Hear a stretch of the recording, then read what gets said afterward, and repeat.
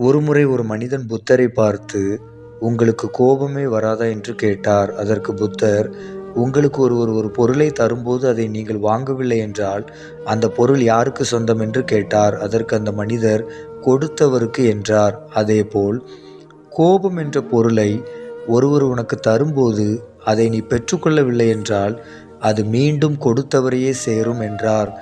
கோபம் என்பது ஒரு சத்தம். அடுத்தவருடைய கோபத்தை உங்களுக்கு சொந்தமாக்காதீர்கள், துன்பப்படுவீர்கள். நான் சொன்ன இந்த கதையை ஒரு முறை மட்டும் சிந்தனை செய்து பாருங்கள். உங்கள் வாழ்க்கை மாறும். மற்றவர்களுடைய கோபத்தை எனக்குத்தான் என்று எடுக்கும் வரை உங்களால் நிம்மதியை உணர முடியாது. அதை ஒரு சத்தமாகவும் வெறும் வார்த்தையாகவும் பாருங்கள். அப்போது அதை உங்களுக்கு கொடுத்தவரே சென்று சேர்வதை காணலாம்.